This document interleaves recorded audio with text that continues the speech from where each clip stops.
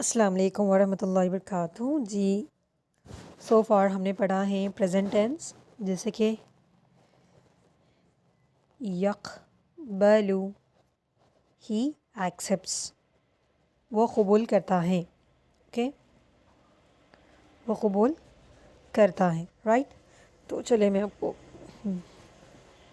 एक सेकेंड।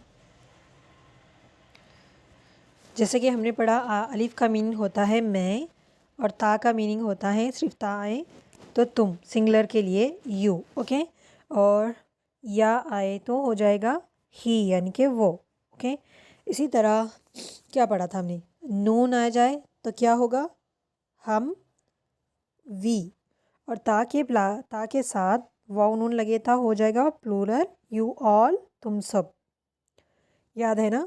और या के साथ अब वाव नून लगेगा तो क्या बन जाएगा, दे, वो सब।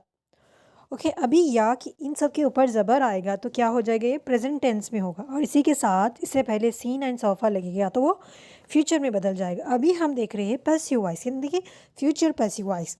तो अभी उसका देखिए, इसमें चार चीज़ें आ जाती हैं। या पेश, या के मीन्स क्या, ही, एज यू नो, प्लेसेस के साथ वाउ नून निकल लग जाएगा लास्ट में तो क्या हो जाएगा, उर्दू में वो, इंग्लिश में ही, दे, वो सब। ओके, अभी इसी तरह तापेश, तापेश की मीन्स क्या होगा, यू, सिंगुलर, तुम।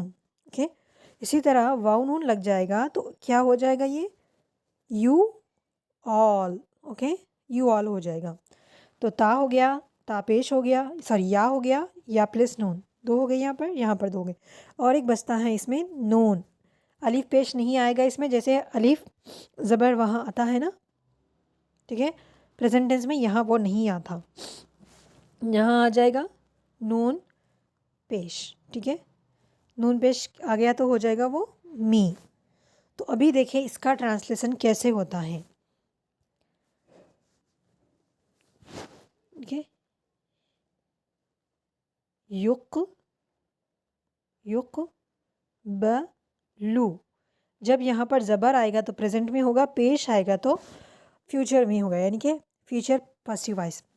ही विल बी आएगा, he will be accepted, accepted. Okay, वो कबूल किया जाएगा, ही विल बी एक्सेप्टेड, वो कबूल किया जाएगा। अगर यहाँ पर या नहीं है,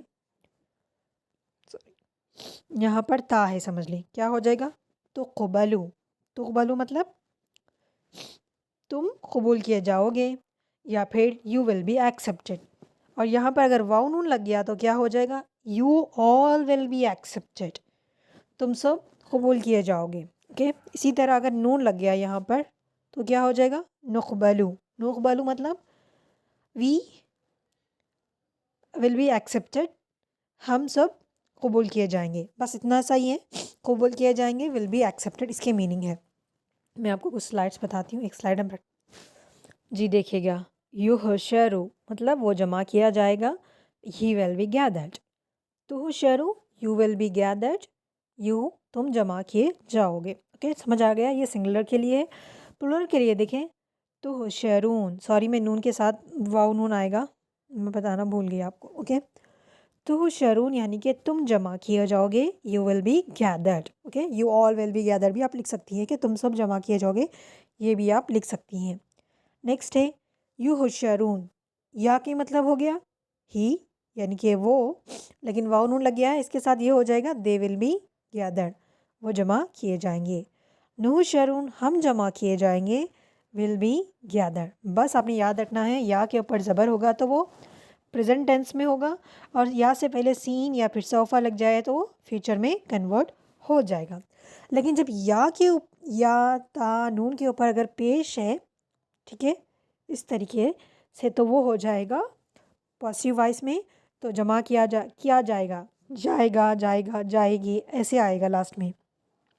इंग्लिश में तो विल बी, ठीक है, will be gathered, will be accepted, will be punished, इस तरीके से। ओके, ये इतना सिंपल है, बस आपने याद रखना है।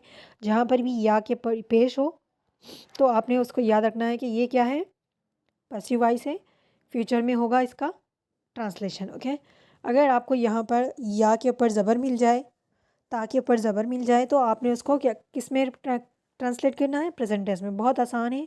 आप कुरान खोलें, वर्ड्स को देखें और उसको प्रैक्टिस करें, तो आप थोड़ा देखेंगे तो आपके दिमाग में बैठेगा कि हाँ ये फ्यूचर में होता है, प्रेजेंट में होता है और ये फ्यूचर में होता है, ये फिर पॉसिव वॉइस में होता है। इस तरीके से आपने करना है। जज़ाकुमुल्लाह खैर।